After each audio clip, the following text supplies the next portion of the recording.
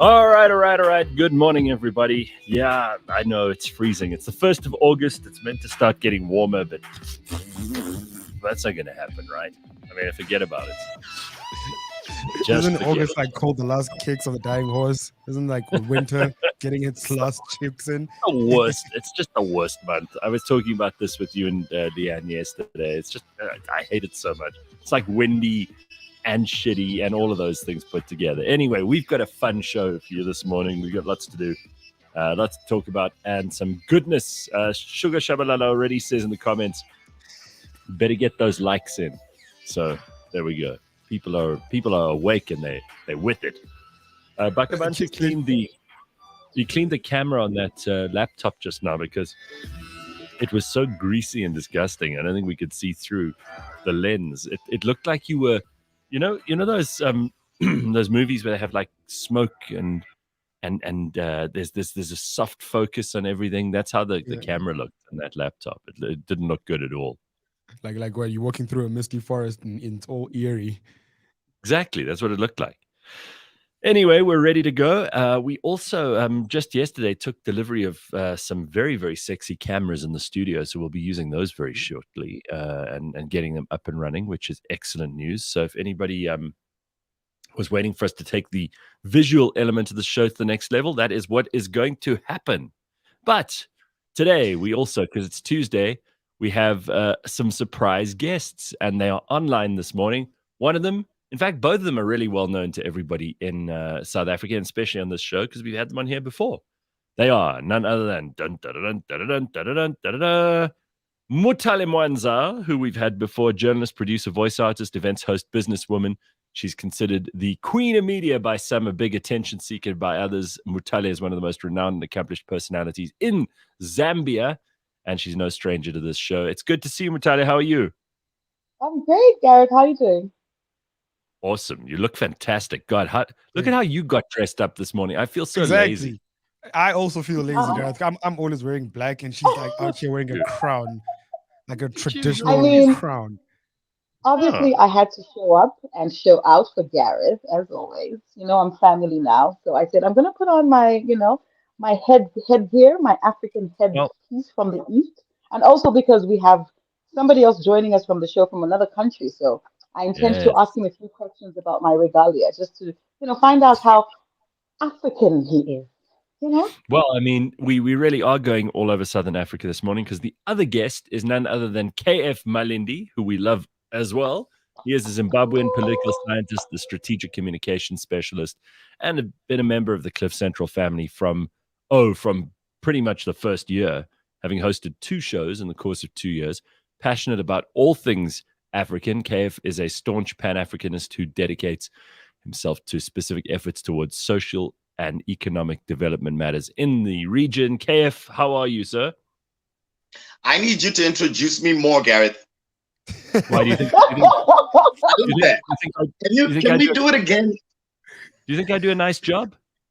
You did a great job. Do it again. Come on, let's do it again one more time. I'm joking. How you guys doing? Good, man. Nice to see you both. So, Hey, same here. we have Zambia and we have Zimbabwe on the show this morning. It's going to be a hell of a show. Yeah, pretty excited. Thank you for having us. Yeah, it didn't start off too well yesterday though when we did our test run. Why? Mutale Because is let of me the just view that no, they own the Victoria Falls. Oh, we do. They don't. The Victoria Falls is We ours. do. uh, Zambia owns the Victoria Falls. Like, where do so you live? How do you I not was. know this? Luckily, I'm in a position to sort this problem out. First of all, Thank you very I much. think I think the line goes directly through the middle of the river, which is the Yeah. rule. And Yeah. that means that you each have half and you can Yeah. carry on fighting about it. But I will say, like, I've only been on the Zimbabwean side of it, so I can't really comment on the Zambian side. I don't know which Oh side is my prettier. goodness. I was gonna say, I think Gareth, I need like to send all you my life, I need to send you an invite to Zambia so you can see. doing all geography, it's Zimbabwe. The Victoria Falls have always been in Zimbabwe. Ooh. That's all I'm Thank you, saying. brother. Don't do that. Thank you, brother. Thank you very much. You know Well, what? Let me tell you. It's because of the teachers. So they give you information based on what you've been taught. But if you've traveled extensively, you will know and understand that the Victoria Falls belongs to the Zambian people, and we gave Zimbabwe a very small portion, guys. Actually, there's an even more interesting answer to that. It depends on whether you want to see the falls or be on the side of the falls, because Zimbabwe has a better view of them, right? If you're on the Zimbabwean side, you see the full majesty of the falls. If you're on the Zambian side, you just see water, kind of the edge. No. I mean, listen, it's even more. In some ways, in some ways, it's more spectacular because you've got those pools. There's the Devil's Pool and the Angel's Pool, which are you can actually sit in them and like literally have the falls tumbling down right in front of you. So I mean, it's in some ways more dramatic, but I think both get their share, of the glory here. I don't think that this needs to be a fight. I guess so. So we're gonna call a truce. We're gonna call a truce just for Gareth for now. We can take this up later. Yes, we are brother and sister, and we both own it. So let's just market it the best way possible. So let your country market it the best way possible, and let Zambians market it the best way possible. And Amen. I think we can enjoy. I mean, just make money off it. I mean, Will Smith's been here before. I Spice. We just recently had Ronaldinho in the country. I think a month ago. He had the chance to see the Victoria Falls. You mentioned Will. You mentioned Will Smith, Mutale. Now, I mean, does anybody really take him seriously? Because he's like a bit of a simp. I mean, he's got this wife who basically she sleeps with everyone she wants. I mean, I always thought Will Smith was a guy, like he was a guy's guy. He was like one of those people. He played these great characters. He did Muhammad Ali and, some of the most amazing characters. I Am Legend. Yeah. He's a strong, like, male characters. But in his real personal life, he just lets Jada walk all over him. Is that a guy we need to look up to anymore, or is he kind of past it? Gareth, to speak for Jada, I just want to correct you. She doesn't sleep everywhere. She gets entangled everywhere. And guys, it's not everywhere. Listen, let me speak for Jada, and let me speak for this generation, and some of the terms that are coming up, which we've never really heard of, but they seem to be a thing. I think they have an understanding in their marriage. I'm pretty sure he's doing a couple of things on his own, and she's busy doing her own stuff. So I don't really know the dynamics of their marriage, but I kind of feel like if it's not your cup of tea, then look up to somebody else. But I think he's a great guy. He's a great actor. He's given us great movies. I think that's the problem, that she publicizes what they should be keeping amongst themselves. But it's content. We publicize everything. It's 2023. No, here's the problem. Like, if you're gonna have that, then you can call it something else. It's not a marriage. Like a marriage. Like we've known what the definition of marriage is for thousands of years, right? We're aware it's like a monogamous situation where a man and a woman belong together. They look after each other. They prioritize each other. They mostly try to not have sex with other people. That's like one of the basic rules of marriage. So if Jada and Will have something else going on and that's what they're into, then don't call it marriage. It's something else. True. Exactly. Then what is it? I mean, they define it as marriage. They're together, but they just want to be with other people. So it's kind of crazy. But yeah, Will Smith was in Zambia, and that's a big deal for us. Let's just be happy. Nice segue. He's been here as well, but if that was the best thing we could say about South Africa, we'd be in a lot of trouble. Well, I'm sure he didn't slap anyone in Zambia. He would have gotten slapped back. No. All right, so haven't we got elections coming up in your country, KF? Yeah, I knew you were going to bring that up, Gareth. They're actually in exactly 23 days, August 23rd. Well, forgive me for bringing up something sensitive like elections. Gareth, you didn't mind his feelings. That's one of the first things I said to him yesterday. After the fight about the Victoria Falls, I went straight into elections. I'm like, aren't you guys going to elections? So yeah. I think it's a big story, it's a big deal. So I've heard KF's got to be super careful about what he says, because there's new laws in Zim at the moment that, like, if he doesn't say what is acceptable to the ruling party, then he could basically be locked up. So you keep your mouth shut if you're not sure. All right, dude. The Patriot Act. Yeah, the Patriot Act is in full force. I think it's gotten a lot of slack.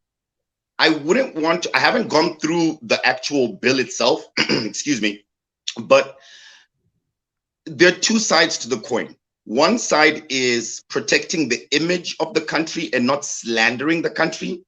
But then it's such a gray area, because what does that say about critiquing the country and analyzing things on the ground? So it's a very gray area, but definitely human rights activists across the board, all over Zimbabwe and around the world, have said, no, I mean, this is just trying to suppress people's opinions and voices.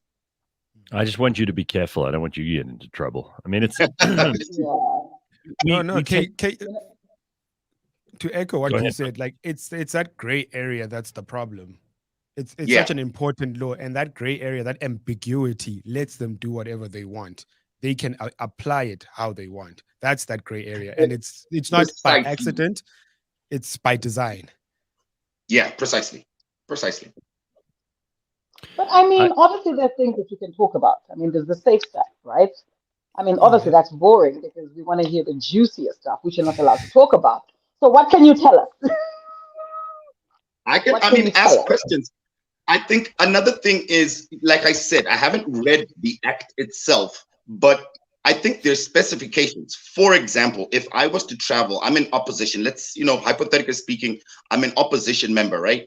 And I travel to the US and meet up with senators or sit in front of a congressional hearing and slander my country. Those are the people that they're targeting, because the main issue right now is the issue of sanctions. And that's a regional issue. I mean, pardon? You need to sit next to anybody in order for attention to be given, or slandering your country can happen with just anybody, right? But why is it so specific about? I mean, for example, somebody from the opposition. For Bakh'abantu and I, in the free state of South Africa, we could say anything we want. We call our president a complete asshole every day and twice on Sundays, and he can't do anything because that's how freedom tastes. No, true, Gareth. Wow. I think where it was coming from, and this is not me supporting or denigrating the act. I'm just saying that there have been people who have literally traveled to foreign nations to ask for our country to be sanctioned. Now, if we're speaking in terms of sanctions, that one I agree with. If you think sanctions are the only way that we're going to have any real change in Zimbabwe, you're wrong, because sanctions hurt the ordinary person on the ground more than they do anyone at the top. Sure. Yeah. But it's still a gray area. You can't suppress people's voices. People should be allowed to critique their country. I'm still not going to get you into trouble. So let's just move on, because I mean, really, we'll wait. Let's talk about the stars that arrived in Zimbabwe, like Richard Branson. He arrived in economy class. Yeah, exactly. Let's talk about that, KF. How was that? I do want to while we're talking, because this is something that we can discuss with JJ Cornish just now. We're going to do African analysis, which is always interesting because he looks at whatever's going on the continent, and he can give us some very specific advice here. But I did see that Russia and Africa obviously hosted a big summit, and he's put in and forgiven a whole bunch of debt. 23 billion. Now that is how you make friends. Let me tell you something. Precisely. We don't need Joe Biden mumbling and stumbling and falling all over the place. What we need is like the forgiveness of debt. And I'll bet you after that is so clever, because what African country, especially if you were one of the ones that did owe money to Russia, and he's forgiven that debt, who's gonna forget that you're a friend when that happens? That's clever politicking, right? Mm-hmm. So how do we no doubt about it. How do we feel about Russia, KF? I am a strong proponent of the Russian state. I know it's a very difficult time to speak on Russia because you've got the entire Western Hemisphere against Russia because of obviously the war in Ukraine. And I mean, there are so many sides to it. On one end, it's like going to live next door. It's like, Gareth, I'm married, I get a divorce, and then my wife moves in next door with her new husband. That's ridiculous. Will Smith. Back where we started. He just had to. He just had to. Exactly. So it's so difficult. But in terms of Russia, and I think there's a very famous clip of Nelson Mandela when he was in New York, if I'm not mistaken. But he was doing an interview in the States, and he was asked why South Africa has such a good relationship with Cuba back in the day, right? Fidel Castro specifically. Mm-hmm. And he said, we are not going to be enemies with any other state based off of your opinions. We will create friendships and enmities based on the attitudes of those countries towards us. And Russia's attitude towards Africa historically and presently has been a great relationship. All of our liberation struggles were supported in cash and kind by the Russian state, back then the Soviet Union. So I'm sorry. For me, regardless of what other nations believe or their issues with Russia, for Africans, we are a proponent of the Russian state and of President Putin. Two things, and I don't mean to cause trouble so early in the morning, but that's what we kind of do. First of all, not everyone can get away with saying the things that Nelson Mandela said, because you have to have serious gravitas. You have to have some power, some sway in the international community to be able to talk like that. No one is listening to Cyril Ramaphosa or Emerson Mnangagwa or any of those people when they start telling us who their friends and enemies are. We're like, yeah, whatever, shut up, you're at the back of the queue. And that's the truth, right? Yeah. How things, I mean, what does it feel like in Zambia? I know you're not overtly political, Mutale, but I mean, there's always stuff going on there, but you guys seem to have a very calm and much more reflective take on all of this stuff. Like it seems politics is not always at the front of the queue in Zambia, or am I getting it wrong? It truly really is, but I think we are dealing with a lot of our own internal issues, right? Yes, of course, the international relations do exist, but we just came out. Well, I mean, it's going to be the third year now that we have a new government, a new party in power, the UPND. So there's a lot of things that our current president is obviously putting together, just trying to correct a few things from the previous regime, right? So it's a lot of internal issues going on. It's a lot of internal conversations, a lot of internal struggles. So I'll give you an example, for instance. Is like in some ways Zambia is more evolved because you guys have had a post-colonial government and you've had that government replaced by someone else. It's like you're ahead on the time scale from the rest of us, Yeah. This is literally our 7th Republican president. Like, we are that democratic. Like, right? It's crazy. It's insane. Yeah. So we're that democratic. Yeah, you guys are. You're at the top of the pile on this one, I'm afraid. Whether KF and I like it or not. We're doing our best. I mean, seven presidents later. I mean, that's crazy. It's unfortunate that most of them have passed on. And I think we only have one. Yeah, we only have one surviving president right now, former president, that is, and then plus the incumbent. The rest of them are. They move fast, but they don't last. Yeah, Gareth, the new regime in Zambia, HH's regime, they're very pro-West. Zambia is a pro-West nation. I mean, when Kamala Harris visited Africa recently, you were the only Southern African nation that she visited. And HH was too a part of the African delegation that went for the peace talks in Ukraine. I just think that the politics in Zambia, from a Pan-African and regional perspective, Zambia is really leaning towards the West, which is sort of against the grain of the other African nations currently. If EFF, the EFF was in Zambia, you'd have problems. Yeah, I mean, to each his own. I think you were saying. Yeah, I don't know that that's necessarily the worst thing, KF. It seems to be working better for them. Right? I mean, it's not like Zimbabwe and Mozambique and other countries which are leaning to, let's say, the East or to Russia are doing so fantastic well. They're kind of being owned, if you don't mind my saying so. Like natural resources, harbors and ports, infrastructure. It's not, doesn't belong to those people anymore. Kind of belongs to China. is it the lesser of two evils? I think that China, we wouldn't finish the show. I mean, we wouldn't get through any other topics if we began the conversation of either West or East. East or West is a difficult one. Can I just jump in just to pull us back from the political talk? To each his own, Mutale, I get, but just to jump in here, if Kamala Harris was doing a round like visiting all these African countries, I'm glad she didn't visit us. Why do you say that though? Because we can only be unburdened by what was, unburdened by what can be. Kamala Harris is probably the least inspiring politician in U.S. history. I mean, she is just absolutely useless. When she opens her mouth, oh my goodness! God, dear.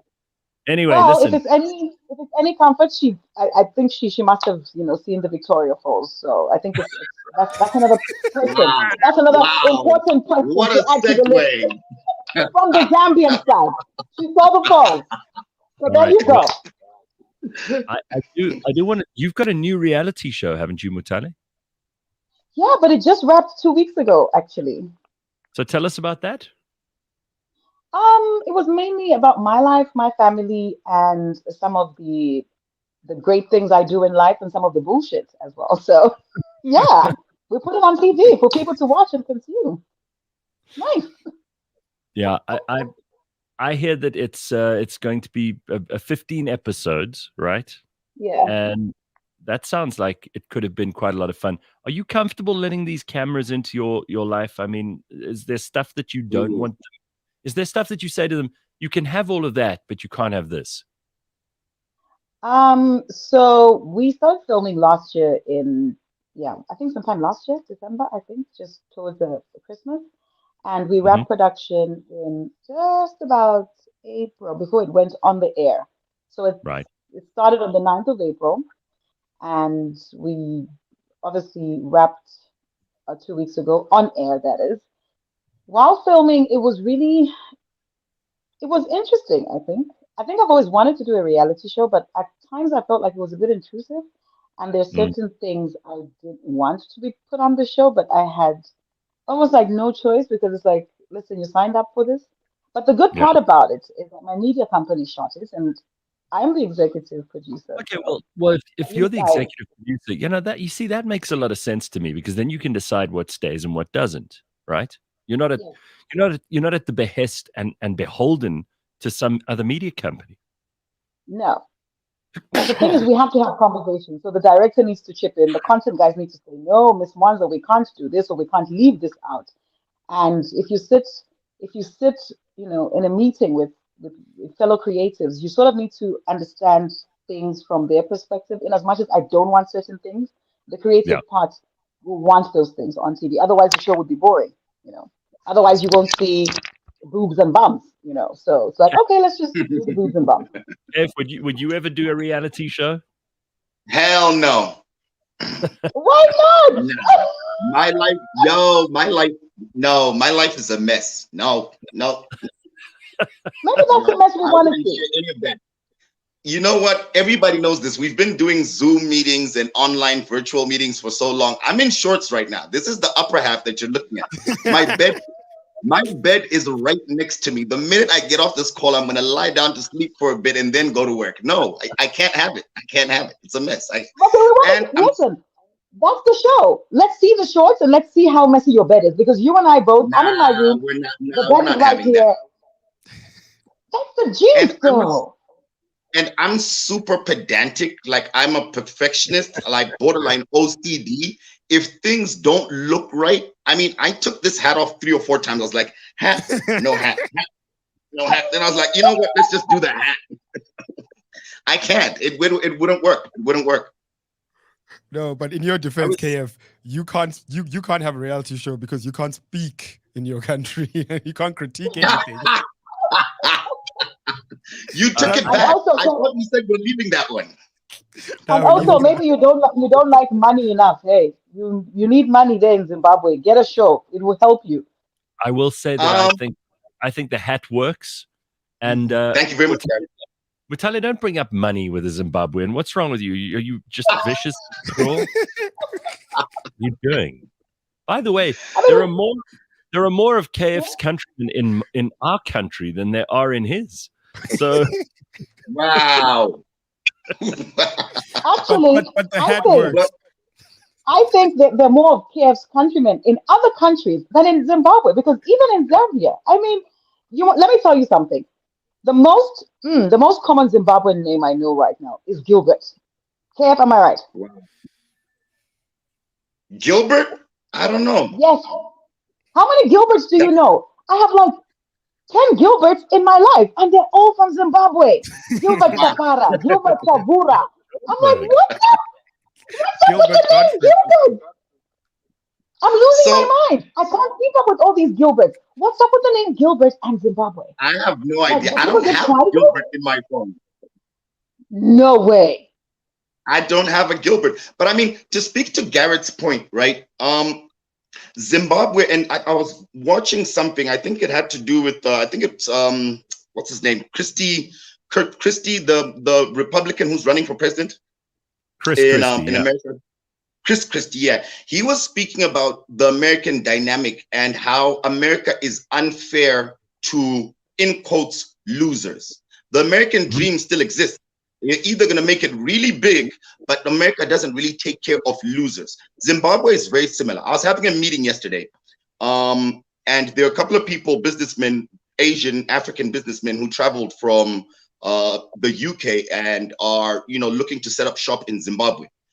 Yeah. And they see so much opportunity, right? They were talking about the cars on the streets. Sometimes I'm driving around and I'm like, yo, how do they have so many cars on these streets? And why are they all brand new? Like, does everyone just have like $60,000 laying around to buy a car?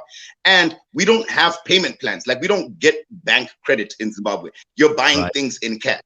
So, I mean, it's a very well-resourced country, but only for a certain type of people. I'm trying to be very careful how I say this, because I know I can offend some people, because obviously the economy is bad, but I mean, it's difficult to explain. Like it's almost like it's yin and yang, right? It's the black and the white.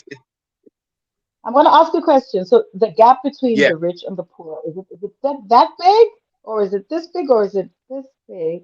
You see, it's so difficult. It's so difficult, Mutale, because let me give you an example, right? You'll read the paper and you'll hear of someone having $16,000 stolen from their home. Like, wait, how did you have $16,000 in cash in your house? Like, and this is someone, let me give an example of the neighborhood that this was done in. It's somewhere like Tembisa or Alex. Wow. And I'm like, I don't even have $200 in my house right now. How do you have 16,000 US dollars? Is that people are busy? People have businesses. People are doing things. Yeah. People are witches. People are creative. I don't know. But is that because because everything is cash? I mean, like, it's not there isn't an electronic economy to the degree that there is in South Africa. So people here use credit cards and they have bank accounts. In Zim, if you don't have cash, it's a lot harder. Definitely US dollars, cash. Yeah, very true.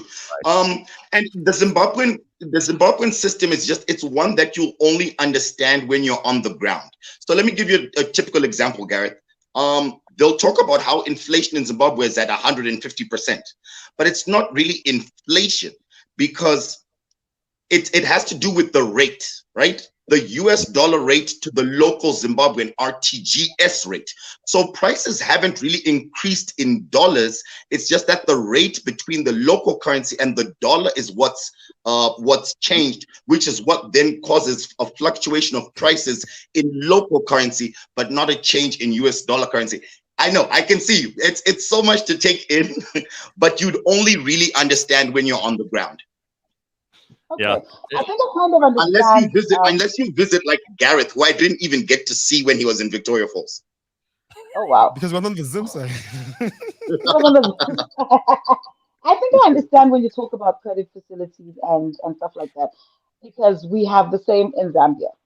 We don't enjoy the credit facilities like South Africans do and other countries, and most of the things items, properties that we buy in our country are on a cash basis. And sometimes it makes me wonder, then why doesn't why do our economies not grow? Then why is there Well, no growth if we are so rich because we're well, buying everything cash? can What I is can the I problem? Where are we because going wrong? there's an up and a down to that. I mean, obviously, Yeah. if you only use cash, you can only buy what you can afford, right? And Yeah. in some ways, that's more sensible. I mean, I think there are a lot of people in South Africa who are living on other people's money or on the bank's money, and that's not sustainable either. I mean, I think that the average South African is in enormous debt and that they Yeah. live beyond their means, and that could be a lot more dangerous than just having some cash lying around and knowing exactly how much you have. I mean, I'm not saying Yeah. it's ideal because if you can borrow, you can also build businesses. You can think bigger. You can invest in your own company. You can pay staff. You can do all kinds of things that you have a facility for money for. Which, if you're dealing in cash, it's impossible to do. So it does mean that in the case of a cash economy, everything stays pretty small, but at least you know what you've got and Yeah. you can't spend more than you have. Whereas in South Africa, you've got all these opportunities to take on debt, and so many people that I know in this country have like 4 or 5 credit cards. They owe on their property. They owe for their car. They owe for their fridge. They've got clothing accounts everywhere. That's not necessarily a good place to be. So I I think think that's sad. there's a happy medium. Well, I think so, but I think it's sad to.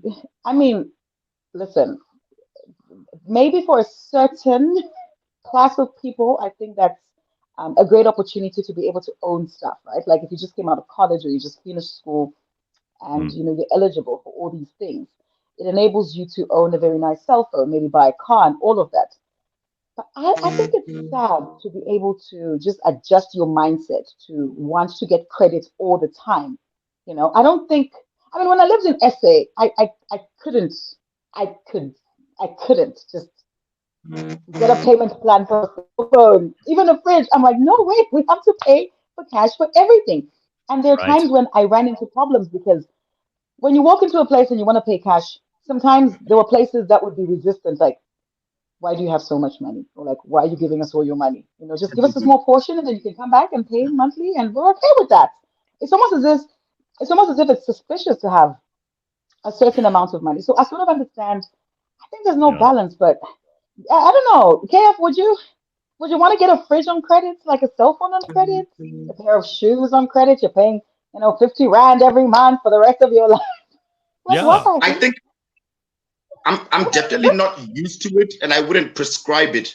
But then, like Gareth said, it becomes if it's now inculcated into your DNA, it grows to a wider scale where if I wanted to open up, a podcast, I'd need a loan.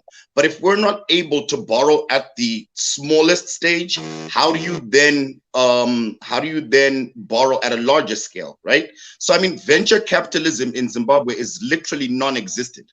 Yeah. Mayweather was here in Zimbabwe, and considering all the money that he has, he left with money instead of investing in our country.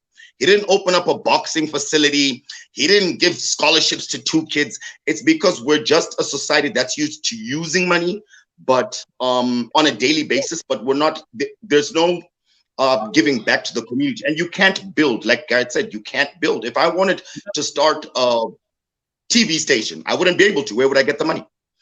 I spoke Okay. to So I spoke to okay. somebody Oh, I okay. spoke to Okay, somebody guys. the other day who I know really well who's made an absolute fortune. He's a really smart businessman. He said there are only 2 kinds of people in the world: buyers and sellers. And the sellers will always make money and the buyers will always spend money. And that's just the Yeah. truth.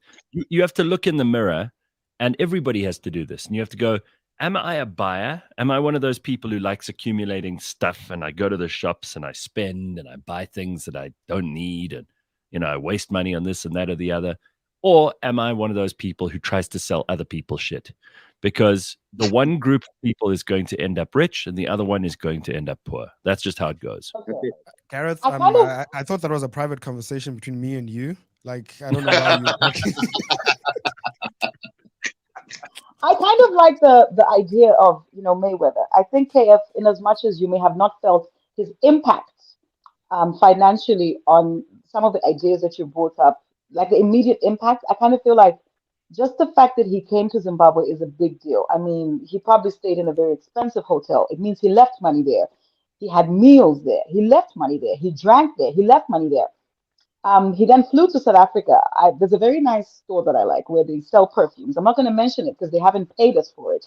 And I don't want to Yeah. act like I've been paid. I've been paid for it and I'm bringing it up, so I won't talk about the name of the store.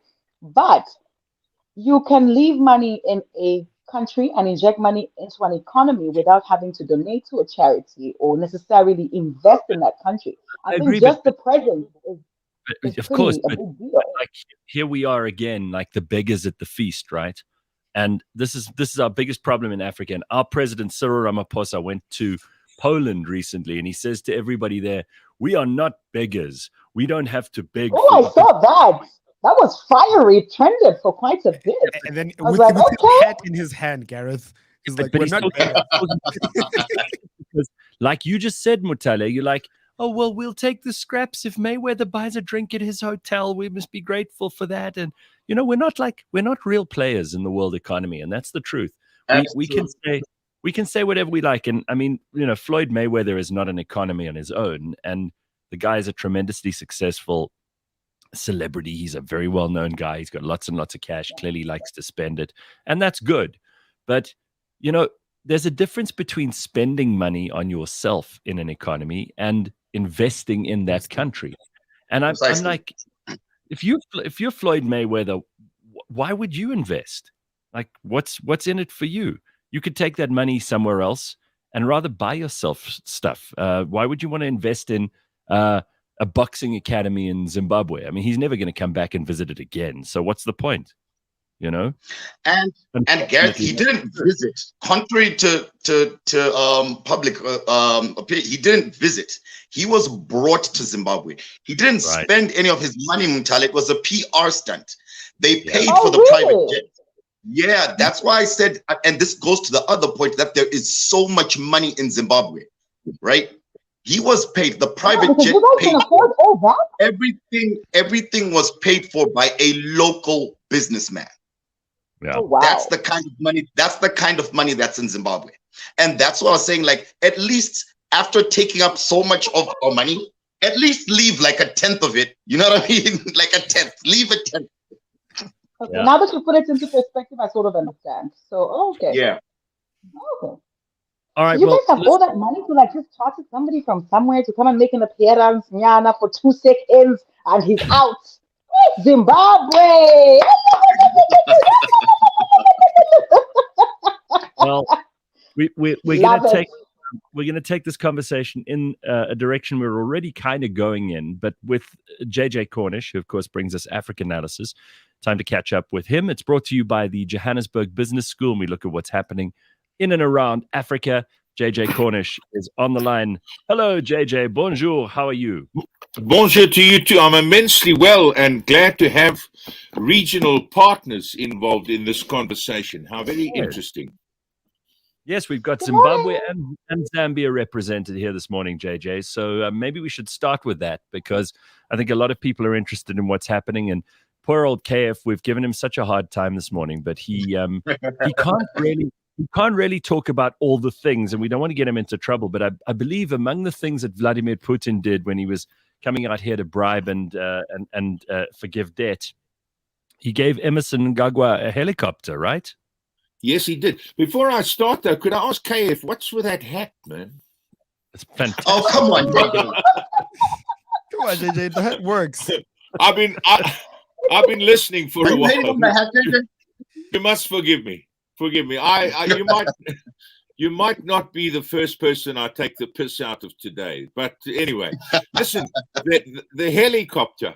How very interesting. But I tell you, the debt forgiveness, the question I'm asking about Russia is, what on earth has Russia got that to offer Africa? Why would we do what we do? Attract the opprobrium of the world in order to show some solidarity with Russia. And actually, in the sense of not condemning the invasion of Ukraine, we're compromising our own principles in the sense that we grew up relying on the help of strangers, the comfort of strangers for our liberation struggles. And here's Ukraine in much the same position, but we're not condemning the aggressor. Well, the fact is, Russia doesn't have a great deal in the sense of the like the United States or the European Union or the Western powers. Russia, rather like China, can take what it can from Africa, and then it hasn't got a great deal to give back. It did obviously military support during and material support during the liberation struggles. So the grain was a very interesting one when Russia cut the Black Sea grain shipments off that it had agreed in terms of a deal with Turkey. Putin came and said, well, we actually export more grain to Russia, to the world, and certainly to Africa, 10 million tons, and we will give to at least 6 countries in Africa, we will give that grain free of charge. Well, that seemed to be the first major financial contribution Russia is making. Now this debt forgiveness. Well, debt forgiveness to somebody who's not able to repay you anyway is could be seen as something empty. But I'm going to look into that in greater detail. But it did seem to me to be a little bit, a certain tongue-in-cheek for me that one of the things that Russia gave Emerson Mnangagwa was a presidential helicopter, and within days of that happening, there was the Zimbabwean support for the Russian invasion of Ukraine, and that just seemed to me to be too amusing for words. Yes. And I'm not partisan, as I've said to you before. As much as I sympathize with the people of Ukraine because they've been invaded by a hostile country, and no one disagrees with that. And it's Russia with the aggressor in this. There's no one who says otherwise. But if you're a totally mercenary country, and many countries in Africa have to be, right, because we've been lied to and misled and abused by the rest of the world for a very long time. What is the West offering us?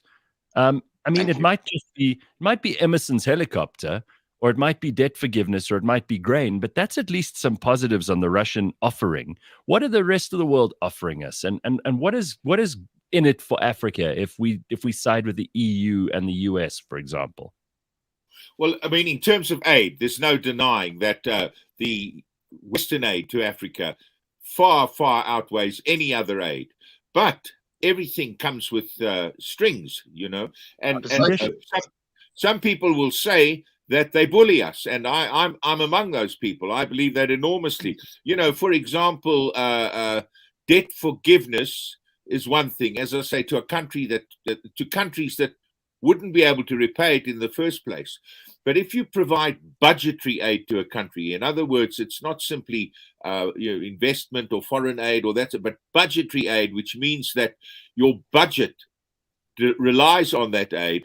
If you withdraw that, you're really doing great harm to a country, and that is what America is now considering in terms of Niger. They say we will withdraw our budgetary aid, and they've done it. They do it to Uganda. They do it to Kenya when they pass very, very nasty homophobic legislation. So, it's one thing that there's no doubt that the aid they give far, far, far outweighs what China gives, what Russia gives, what anybody else gives. So there's something in it for the African states, and there's no doubting that. But it's the strings attached that is the nasty part of that. And thus far we have, certainly Russia would want the support of Africa, and that is what it's playing for now. Vladimir Putin is all about trying to restore Russia to the role it was as part of, or the leading role in the Soviet Union. And it's a dream. He's not going to be able to do it, but he's got to get the support of Africa right now. And I hate using this kind of Africa's time has arrived, etc., but there's not a country on the planet that can really survive without Africa because of the natural resources. And when you use the various verbs you use. You didn't use exploit. And that is what the world is doing to Africa. They take our natural resources, beneficiate them, and sell the goods back to us at a hugely inflated price. Yeah, but as long as they're able to. Yes, JJ, is that our fault or theirs? Because we in South Africa, I had a mining expert on the Burning Platform just last week. Bakh'abantu is on the show with me too, and he was bemoaning the fact that our own industry, our own manufacturing businesses, and our own refining businesses in this country are completely non-existent. So we have to send our stuff overseas. And it's not like they come and take the stuff; they pay for it. And unfortunately, to the average African, we never see any of that money because it goes straight into the government pockets. But it's not like they're coming here and plundering. We're selling it to them voluntarily.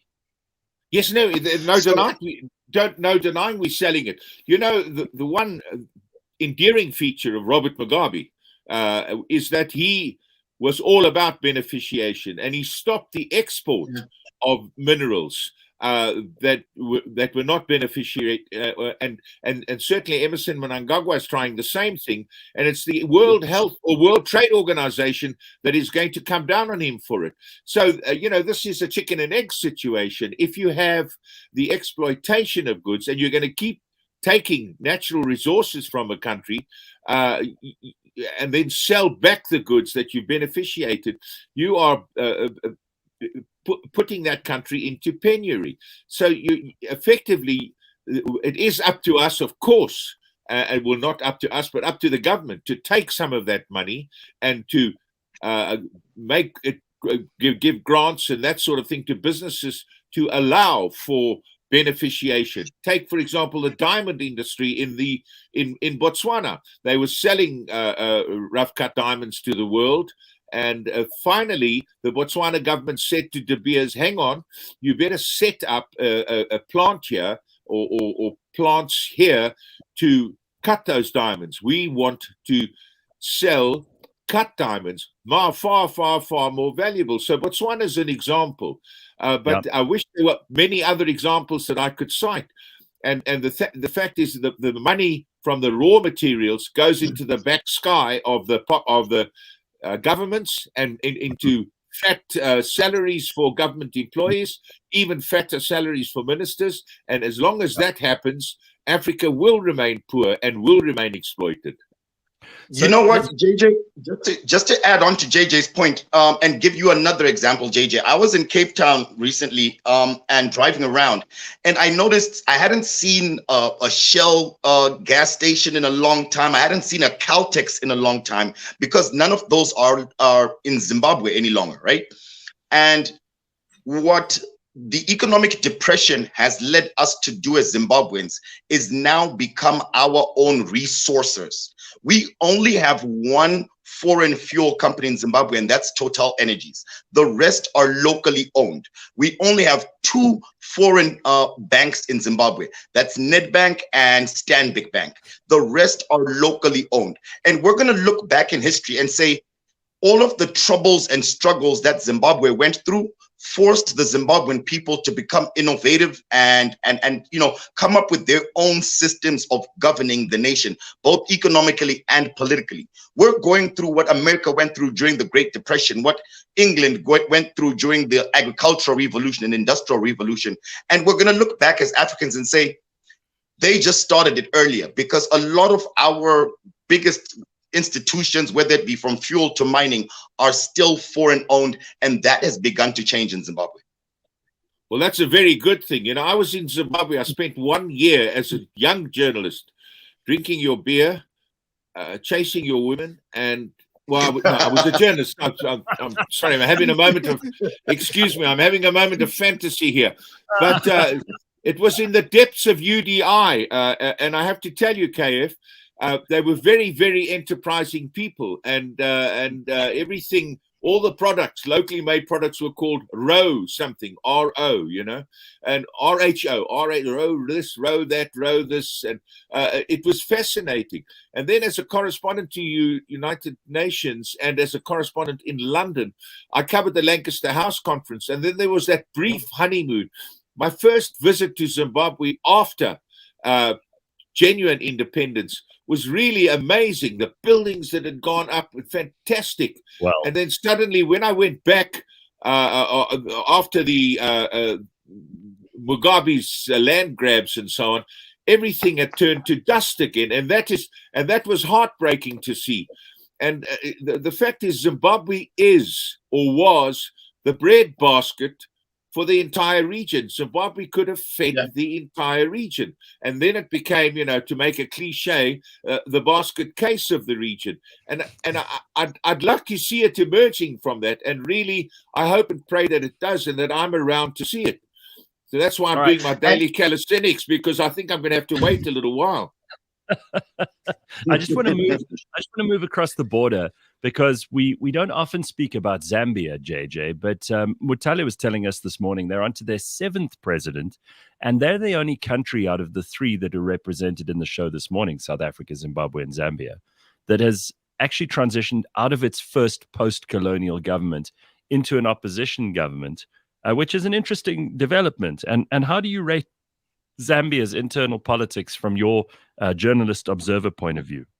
That makes Zambia a genuine democracy. I mean, it's one thing to have a president's change, but if they're from the same ruling party, yeah. The fact is, when you have a new ruling party, and I think Hakainde Hichilema is good news for Zambia. And I think at the end of the day, if you don't talk about the government of the country much, the guy's probably doing a good job. I mean, when you look at who's the president of Switzerland or Singapore or those sort of things. Right. So to some extent, Zambia is a good news story, and I mean, I did get a warning of your guests. I don't know if it was a health warning or a good taste warning. No, but I did. And so I was looking for stories, and I couldn't find a Zambian political story. I know that there was the sort of debt, the fact that Zambia had to make a huge loan from the World Bank, etc., and there was in danger of being not being able to pay the debt. Now the fact is that seems to be over now, and it's pushing. So the only story I could get from Zambia at the moment was about their football World Cup, and the Copper Queens going out in style. It was very interesting. So I suppose if you could look at Zambia in that regard, it's a success story at the moment, and certainly the changes of government. And I'm a serious Democrat. I believe changes of government are the healthiest things that could happen. I lived in Britain where a mate would say, "Oh, no, I'm voting Labour this time, boy," and you'd say, "Why? You're a dyed-in-the-wool Tory." No, Labour doing more for me now. And so I'm voting for them this time. And that's what we should be doing. And that's what Zambians are doing. You vote for what the politician will be doing for you, not for their history and liberation struggle or what they've done, and which we do. We vote with our hearts when we should be voting with our heads, as the Zambians are. So basically, JJ, you're saying that Mutale wins this morning. She's the winner. So okay, good. There we go, Mutale. You didn't even need to say anything. Look at that. And I'm not going to tell you that you're going out in style. I mean, if I have to just add voice to what Mr. Cornish said, I'm very proud about the fact that obviously it's important to acknowledge the different political parties that have ruled this country. So was it Gareth that said, or was it Mr. Cornish that talked about, I mean, what's the point if it's just one political party the whole time and just different presidents? Right. I think we can brag about that as Zambia. We had UNIP many years ago, 1964, 1991, we had the MMD, and then in 2011, we had the Patriotic Front, who ruled the country, and then 2021, the United Party for National Development. So we've literally had like 4 different political parties the last couple of years, and that's how democratic we are. But to find a story about Zambia, maybe because everybody wants to talk about something gloom and doomish, I'll tell you something which is not so exciting. This happened yesterday. The price of fuel went up. So petrol is now fetching for 25 kwacha, 57 Ingwe, from 24 kwacha, 93 Ingwe. Then diesel is now 23 kwacha, 36 Ingwe, from 21 kwacha, 87. I mean, it's not such a dark, gloomy story as you would have expected, because my country is so perfect, right? But at least I had to throw in something sad so that everybody else can feel at home. So there you go. You're welcome. No, I Because think all your countries are suffering. There's our Petro story. We are also suffering like you. There you go. I like that you balance this out. So, JJ, just before we let you go, because I can't believe it's already 7 o'clock, you mentioned Niger earlier on when we were talking about Russia. And Niger's neighbors have threatened possible military action if they don't restore constitutionality within the next 7 days. So what is actually happening over there? And can you give us a brief synopsis? Well, overnight, the nations are the 15 ECOWAS countries, and they have been tough before on coups. But three of those members of the ECOWAS country who said at the summit, that was the decision. Restore constitutionality, or within 7 days, we're going to take tougher stance, and it could be military action. Well, 3 of those countries, Guinea, Burkina Faso, and Mali, comes as no surprise because the latter 2 are both now under the sway of the Wagner mercenaries from Russia. And that is certainly something Russia is giving to Africa, is the Wagner mercenaries, Central African Republic, some in Mozambique, etc., etc. But those countries have said, you take military action in Niger, it will be an act of war against us. And they are expressed, quotes, fraternal solidarity. That's like Liberation War Days talk for the coup, for the putschists, the junta in Niger. And Niger, of course, was a sort of a Western bastion. The Americans had bases, or have bases there, they were for their drones against the jihadis in the Sahel. France, that's been kicked out of all over the Sahel, has got a base there, again, for its operations in the Sahel. So it's all up in the air in Niger at the moment. But interestingly, there have been demonstrations in the street in support of the junta. The fact is that nobody has been able to stop the jihadis. And that is what the military junta did in Burkina Faso, what it has done in Mali. By the way, Mali has now scrapped French as an official language. Nobody's done that since Rwanda a decade ago, when they were seriously pissed off with the French. So what do you speak in Mali now? Well, I suppose there's the various Malian dialects, various languages, and I suppose they would have some. Well, might still have some Swahili up there, and Igbo and languages like that. And I don't know if English would be an official language, or maybe Russian. But when you do, the French heritage or cultural heritage is all that remains, or the most important thing that remains of French colonialism. And France remains the pen holder. They use that phrase at the United Nations. The Western pen holder. There's nothing more patronizing in the world than that. And they say, this is what should be happening here. We will lead this. We will propose the resolutions, and we will do this. And of course, the Africans are mightily pissed off with that. Well, I'm going to have to end it there, JJ, but we've had some interesting discussions this morning. I've certainly found out more about what's going on in our immediate neighborhood than I have on any other morning this year. And it's good to have you on. That's JJ Cornish with the Johannesburg Business School, bringing us Africa analysis. We'll catch up with you in a couple of days' time, JJ. Thanks very much. If I get into my fast car, could KF and I maybe have a shumba together? All right, very good. Thank you, JJ. Right, KF and Mutale, stay with us for a little bit.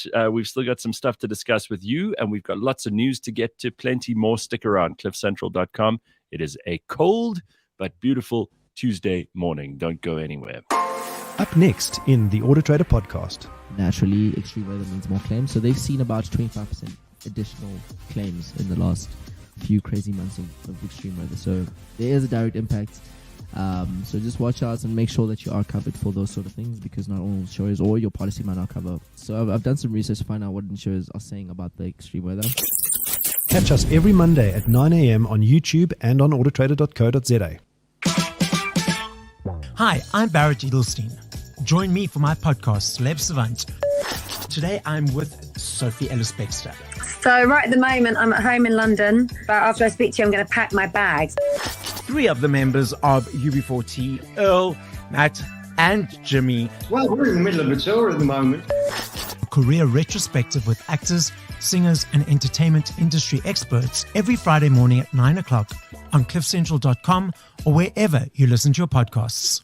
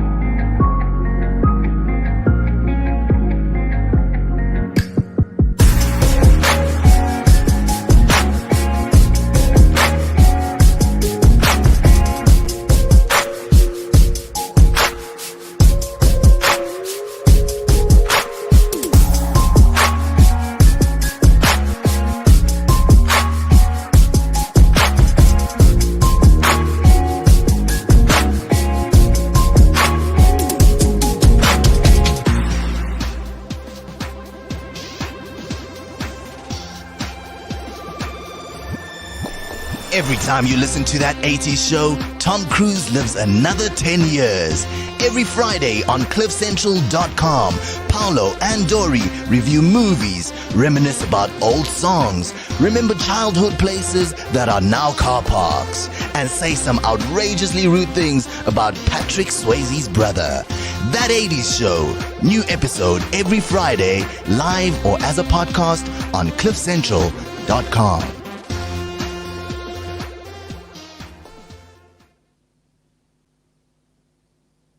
Right. It is a Tuesday morning. We are joined this morning by Mutale Mwanza, who is from Zambia and has been in South Africa for quite a bit of time as well. She's been a guest on the show before, so she's no stranger to anybody who's listening to us this morning. And also KF Malindi out of Zimbabwe, and both of them part of the conversation from 6 o'clock this morning. Listen, at least you guys don't have the freezing cold. I don't know what we did wrong in South Africa, because I listen to what I signed up for. Today's the 1st of August. This is not what I'm expecting. I want the kind of heat that I know that you've got in Zambia. You guys never really get that cold, right, Mutale? No, we don't actually. Zambia is one of the countries that's actually blessed with like beautiful weather, and by beautiful weather I mean warm temperatures. It does get a bit cold, between, I can safely say May, June to about August. Yeah. And it starts to get quite warm towards the end of August, but it gets warm to hot, like real quick.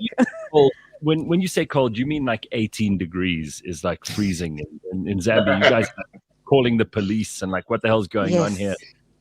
In South Africa, I'm looking at the weather app here because producer Ryan sent me a picture of the temperature at the studio this morning. This is scary. You want to see what it was when he arrived at the studio this morning? Look at this. Yeah, can we see what it looks like? 1 degree. No way. Yeah. That's not pleasant. Do you have vodka nearby? How much vodka have you had this morning? Listen, you start drinking on a Tuesday morning, you've got big problems, and it's got nothing to do with the weather. The coldest day this winter, right? The coldest day this winter in Zimbabwe was probably 10 or 11 degrees.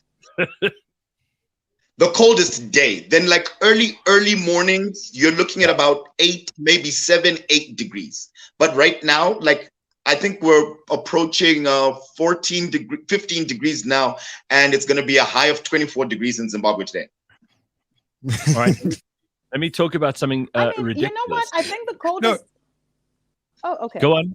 No, go off, Mutale. No, I was going to say, I think the coldest temperature we ever experienced was when it was snowing down in SA. I think there was like a really cold front. Is it last week or 2 weeks ago? It was really cold, and it affected, I think, the whole southern hemisphere. It was really bad. Like we could literally feel it. When we say cold weather in Zambia, it means it's just, like it's just cold, but the sun is really beautiful. You can still feel it on your skin, right? Yeah. But when we say winter in South Africa, it's like the cold is literally entering your ears and your eyes, and it's freezing. So the definitions are very different in all of these countries. But when you guys had this cold front 2 weeks ago, it was so bad because it affected all of us. And, electric blankets came out, braziers. People were sitting by, like lighting fires in the streets because it was so cold. But now the temperatures are, are better. And it's a bit warmer now. Let me ask you guys your opinion on this. So this is Arnold Schwarzenegger. He's just turned 77 years old. Okay, look at that. This is a 77-year-old man. Hi, how are you? Not great. Got it now. I'm very powerful. No, if he's 77, and listen, he doesn't look bad for a 77-year-old. I mean, he obviously has been. He's been one of those people who's had the most immaculate control over his body over years. He's been super disciplined. It's incredible to see someone who can get to 77. And I promise you, he looks like, I know 50-year-olds that don't look as good as him. Yeah. Age is all in your head. And if you're disciplined, you can live for a very long time and be very healthy. That's the proof is in the pudding with him, Arnold Schwarzenegger. No, ages. I'm 35, and look at me. I'm struggling with losing weight. I'm trying to lose some weight. I've got stuff there. And Arnold is looking great. I mean, 77. Wow, nice. How old is Biden? He's turning. I think he's already 80, or he's turning 80 this year. He'll be Biden is a mess. If he runs for president again, then he's going to be 86 when his next term ends. 86. Oh my goodness! But you have no room to talk about like old leaders. You have old Bob, who was there until he was in his 90s, right? Yeah. Yes. But Same signs and symptoms: falling over, stumbling, mumbling. It was terrible. It's a mess. It's a mess. So there was this interesting clip I saw the other day, and I want to know what you guys think of this. Piers Morgan, who can be very irritating, but also makes some very good points every now and then. Piers Morgan said, you've got to compare Joe Biden and Mick Jagger. They're exactly the same age. Mick Jagger of the Rolling Stones. Yeah, so Mick Jagger has got a 6-year-old kid. Mick Jagger goes on stage almost every night, and he dances like a teenager. He's got incredible energy. He's a rock star, and I mean, he's taken tons of drugs. He's been a heavy drinker. He parties hard. He definitely doesn't live this model life. I mean, he's certainly not like Arnold Schwarzenegger, who's training in the gym every day. So if you compare Mick Jagger and Joe Biden, and you think those two men are the same age, it just proves to you that really there's a certain kind of 80 and there's another kind of 80, and there's all the world. Right? No. Yeah. No, I think Gareth, what Biden just needs to try, Mick Jagger's coke and plastic surgeon, and we'll be fine. No. So even this morning, just look at this quickly. No. So I just proved to you why you're wrong. This just happened today. And I'm not picking on Joe Biden, but he is the president of the United States. So when someone is the president of the United States, you might expect something from them. Here's a clip of him talking about, I mean, he will not discuss his son, Hunter, right? He won't. Okay, yeah. He just pretends it doesn't exist. His coke snort. You talk about a coke habit. I mean, Mick Jagger is nothing compared to Hunter Biden. But just look at this quickly. This is quite something to see. Yeah. Watch this. So here's Joe, and he's busy being asked about Hunter. Okay, so look.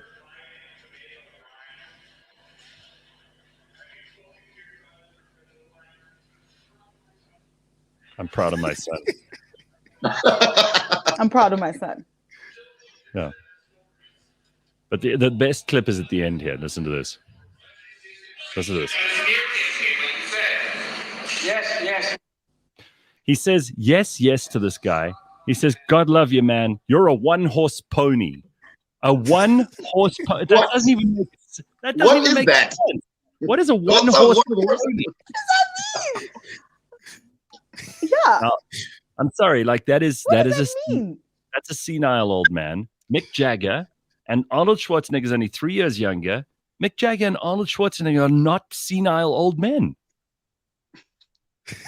Yeah. Right? But also, who left Coke in the White House 2 weeks ago? Come on, Mutale. We know. Like, we're proud of him. We're very confident. I'm just checking.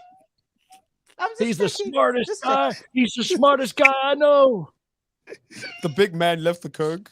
But tell me, I'm proud of my son. I'm sure he is. Yeah. Do you think that's a big deal? Because some people say, "Oh, well, what are you doing making a fuss of someone who leaves Coke in the White House?" The fact is, I mean, that could have been anthrax, right? And you know how the Americans are. The Americans are paranoid as hell about someone poisoning the president. Or, I mean, you remember when 9/11 happened, and every piece of mail was tested, and they were terrified that someone from Al Qaeda was going to send some poisonous substance into the White House or into Congress or whatever. And now you can clearly just walk in there and do a line in the bathrooms at the West, and everybody's okay with it. You know, it's like we've got such double standards. It's like here. it's part of the experience. Yeah. Yeah. Just come to the White House and do a line. Enjoy the experience. Yeah. Why go on a roller coaster ride when you can come here and have all the highs? It's fantastic. So I told you what Biden needs is Mick Jagger's Coke and plastic surgeon, and you've got the answers. Okay, we'll take that and we'll put it in his briefing for tomorrow morning and see if he likes it or not. So, do you guys think Biden is going to run? Yeah, of course he's going to run. He's running. He's going to walk. He's going to walk. He's not running. He's going to stumble and fall. He'll stumble and fall into the White House. All right. Listen, some people here in the comments are saying that Mick Jagger has been a health fanatic for the past 20 years. KNA knows the private chef of Mick Jagger. Apparently, he lives on extremely clean eating life, whole foods, fish and veggies every night. I could believe that. Maybe that's the key. Yeah, because the guy looks good. Are you telling me the president doesn't have access to that? Well, I mean, but another thing is that's the way we all eat in Africa.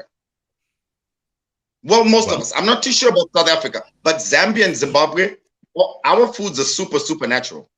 So let me ask you both, because you both... Everyone has a garden with vegetables in the backyard, you know? You guys do. I don't know if that's true in South Africa because we have a very obese population. You've both been to South Africa. Yeah. Do you have, KF and Mutale, do you have as many fat people in Zimbabwe and Zambia as we have in South Africa? No way. Your police are fat. No. Do you remember? I mean, rest in peace to the JMPD guy. Remember the fight that broke out at the bar in Bram? Yes. And then one officer killed another officer. They were both fat. Yeah. And wearing really tight t-shirts and skinny jeans. Tread carefully here. Tread carefully. Our police beat up people. Our blue light police beat up people. No, but hang on. No. Let's not do the whataboutism here.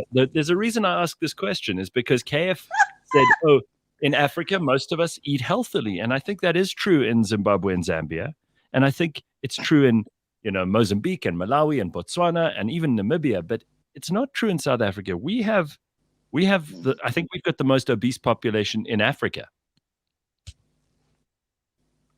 I think that's too, because your food is also, I think, mostly genetically modified.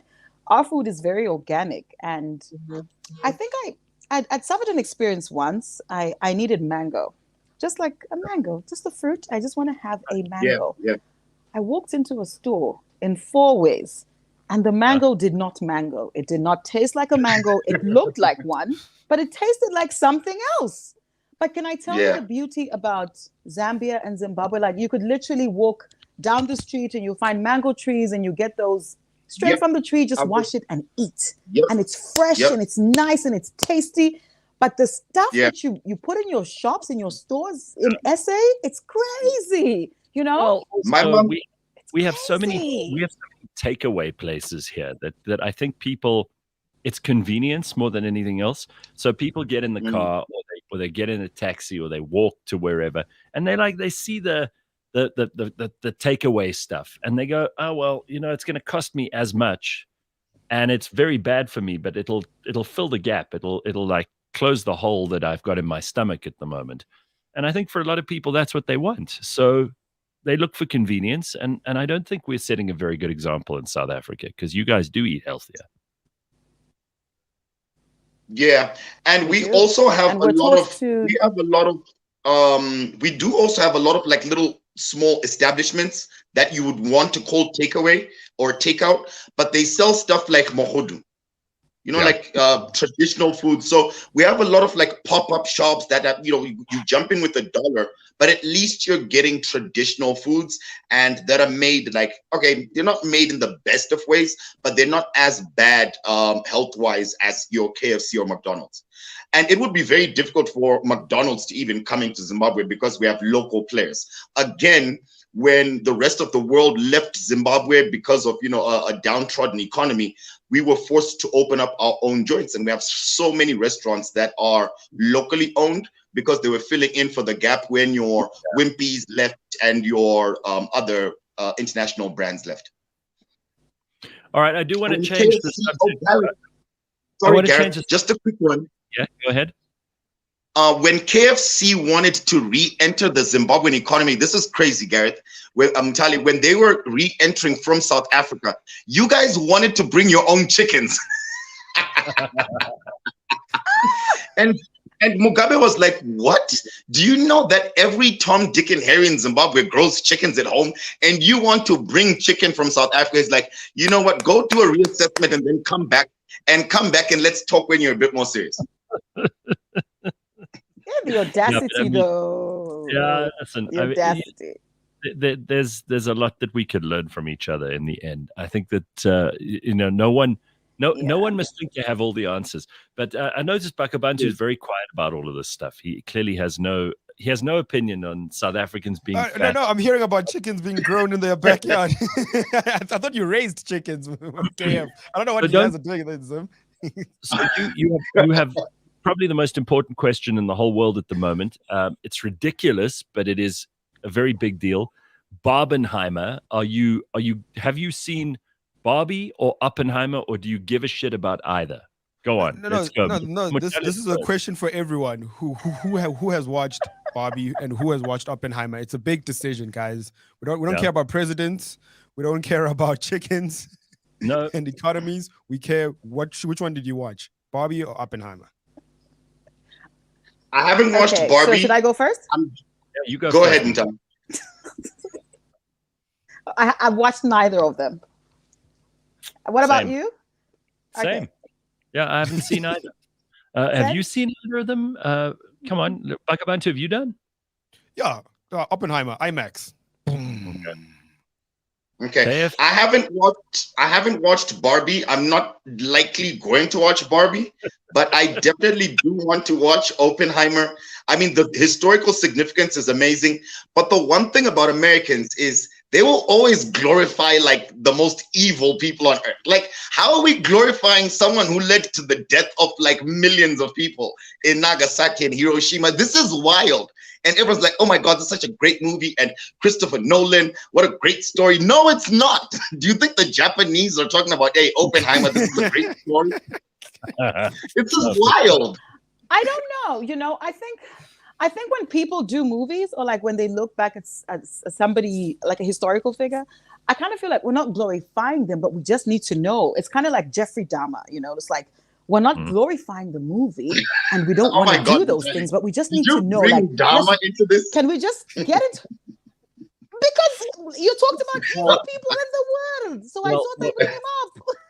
We have to also accept that along with the Manhattan Project, the bombs obviously came along, and we know that millions of people have been affected adversely by that, but also a lot of scientific development came out of that, and we've got to admire the fact that even though these bombs were the most hideous weapons ever used on human beings, I think there's something to be proud of, that this is part of our technological understanding of the world around us. This is an application of physics in a way that is truly impressive. I mean, I don't think Oppenheimer was an evil man who sought to destroy humanity. I mean, he was part of the movie, I think, and I haven't seen it yet, but part of the movie has got to be that this guy was torn about what he was making, that he was really, he was bothered about the fact that he was creating something that was so destructive.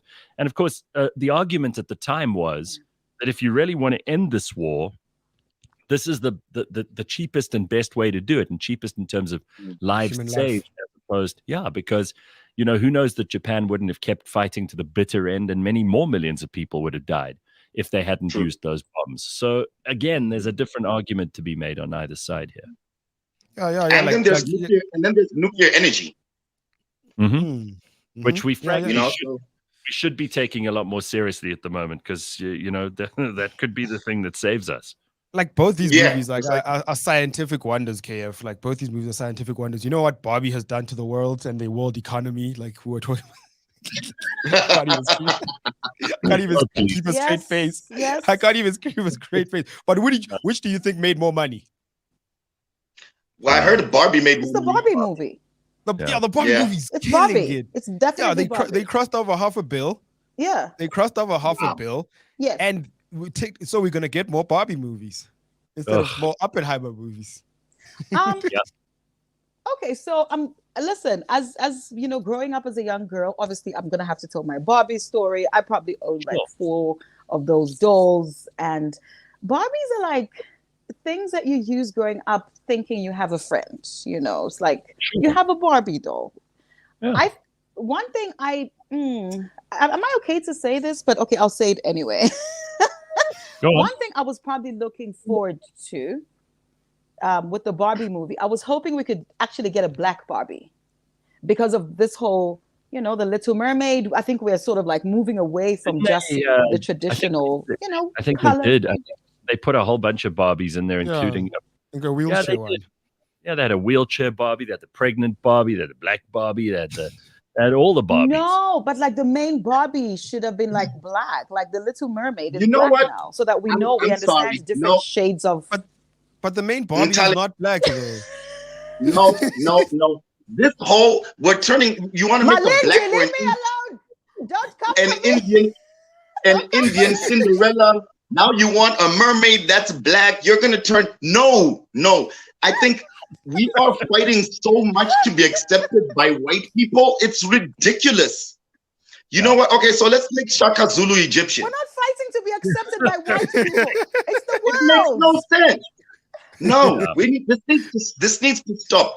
Our need to be noticed and relevant amongst the white Western populace is ridiculous. Create your own heroes. We have our own heroes, and let's stick to that. I am sick and tired of this inclusion. Included into what? Into the Cinderella story. Write your own book, bro. Yeah, this is what I want to rewind. Like, why do you want a black Barbie, Mutale? Yeah. Why? Why not? Why not? Why? The ask is the why. Like, why do you want a black Barbie? Because I think it's necessary. I grew up thinking of like a Barbie is white. I mean, I would like a black Barbie. But you had like 4 white Barbies and you didn't mind. Now I'm bothered and I want a black one. I think there's a black Little Mermaid. We're gonna get a black Pocahontas. When you were a little girl, you didn't care. You just wanted a friend, and Barbie was there. I 4 of them. I think KF hit the nail on the head on this one, I'm afraid. And we're gonna have to wrap it up on that note, guys. Listen, KF, Mutale, it's very nice. I told you I was gonna try. I know. Listen, very good to have both of you on the show this morning, and thank you for joining us. We will catch up with both of you, I'm sure, very, very soon. And thank you for giving us some insight into what's going on just north of here. And always good to catch up with both of you. You're hilarious. Nice to see you both. Nice meeting. Thank you so much, Gareth. Thank you. Thank you so much for having us. Cool. Cheers, KF. Cheers, Mutale. There we go. Wow. Lots of ground covered. Huh? Yeah, we covered the entire Victoria Falls on both sides. I know. BK says, I was about to say Shaka Zulu should be Chinese. Yeah, I mean, that's... Well, Gareth, if you look at the histories, he was Chinese. Like, we all remember this, right? Of course. Yeah. Like, it's not Zulu, it's Shulu. I think KF made a very good point there. It's like No, this he this did. inclusion thing is such bullshit. It really is. It's just such it's such pandering, and I think that the sooner people realize I don't need to see a white guy with blonde hair and blue eyes in a movie to watch a movie. I don't have No. to. I can appreciate the story of, we spoke about Will Smith earlier. I can appreciate Muhammad Ali's story without seeing myself in it, and I think that's a really valid point. I think that all of this stuff is going to look so silly in 100 years' time when we're all gone. People are going to look back and go, "What a bunch of children!"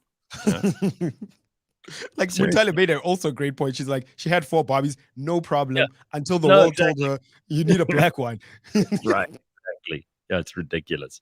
So listen, we're going to talk to someone called Ronen Aires, who I think is absolutely one of the most interesting people in this country. Ronen is a youth marketing expert. He's a public speaker. He's an author and entrepreneur, a facilitator, a coach, and an investor. And he was the renowned co-founder and CEO of Student Village, among other things, which is South Africa's most prominent student marketing specialists. He's dedicated much of his career to supporting youth and guiding them to greatness. And he's got this awesome idea about Chooseday. I don't mean Tuesday. I mean Chooseday, Choose, Chooseday. And I think that this could be something that all of us could benefit from. I'm looking forward to exploring these ideas with him, and we're going to get into it in just a second or two. But just before we go to that, there is one headline which I did want to hear Bakh'abantu's point of view on. So Madonna says, we were talking about old people just now with Joe Biden and Mick Jagger, and Arnold Schwarzenegger just turned 77. So Madonna, who's 64 years old, and we've said some terrible things about Madonna on this show, so I'm not going to try and recalibrate all of that. But she says she's on the road to recovery after spending several days in ICU. She was due to begin a 7-month world tour in the coming weeks, but has had to postpone its start date by 3 months. She's 64, and she had a proper health scare. Yeah, out of ICU, 3 months. She's telling herself in 3 months she's on that world stage again. Is that not inspiring, guys? Look to Madonna. There she is, doing her thing. Good old Madonna. All right. And Joe Biden can't get can't get 2 words. He can't stop shaking hands with people who aren't there. That's great. Just terrific. We didn't get to today, but we do have to also talk about the EFF's birthday party over the weekend, because we hardly referred to it yesterday or today. And I kind of want to save it for Thursday with Pumi and the Burning Platform, but it's such a big thing and people are talking about it, and you can't ignore that they filled up that stadium and that there was a lot said on the stage which people have a problem with. We got to talk about it. Yeah. No. Let's save it. Let's save it for you and Sis Pumi on the Burning Platform. But a lot was said on both sides, and it's currently blowing up on X. There's a lot of hate on X. Yeah, you have to be updated with these things, Gareth. There's a lot of stuff that's being said from both sides, and that what happened in that stadium, besides the man dying. I don't know, man. We always make this comparison, but for me, when I look back at the videos, it does look like Anele tweeted something. I like Anele, but she tweeted something, and it felt very Third Reich-y, the picture she tweeted. What did she say? No, it was a picture of Juju on stage with like confetti and whatnot, and she's like, this speech. I'm like, this man spewed so much hate, and in a time where South Africa only needs hope. Where we just the previous day, we had a guy who was talking about how good men need to move the country forward. And if you're capitalizing on the evil from behind and this, I don't know, man, like what Juju was doing, it's very troublesome. Like capitalizing on the hate and the depression that the country is currently in, that the ANC did force us in. Don't get me wrong. I'm not defending anyone here. We're all bad characters, but picking on those desperate people, that is very dangerous. Well, let's get into it on Thursday. I think Pumi will have some point of view that will no doubt upset some people, and in other cases make people very, very happy. So that's what we love about Thursdays. We get into all the politics. But there's no more politics for today, because I want to talk to Ronen Aires, who's going to join us in just a second. He is he's probably one of the most interesting guys in the country. He's Dude. Train with some of the best teachers in art and science of human performance, which is of course something everybody wants to know about today. How do you live a more efficient life? How do you live a more meaningful life? All of that stuff. And he's helped many people around South Africa and the world find their A game. He strongly advocates for the importance of living a full and holistic lifestyle, encouraging others to accelerate their potential by embracing ancient wisdom and science-backed tools. And as I said just a moment ago, he's the co-founder and CEO of Student Village, which has really gone a long way to helping marketing in South Africa understand that market. And he's got this idea around December holidays, because if you think about it, December is almost like this imaginary wall that we put up at the end of the year. We think, oh, well, that's when we're going to go on holiday and we'll reset our lives. And December is what we work for all year long, right? So we're like, this is going to be our holiday that we've deserved. This is the moment of our lives where we get to enjoy ourselves the most. And often that December is a letdown. And sometimes you attach so much importance to it that it's extremely disappointing when you get there and you think, what, I worked all year for this? You know what I mean?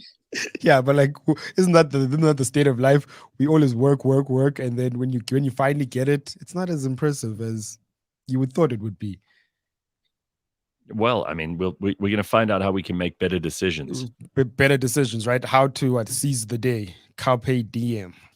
Correct. How we can use this more effectively. Yeah. So he's going to tell us all about Chooseday, which we'll find out about just in a moment. And Chooseday, by the way, is CHOOSE Day.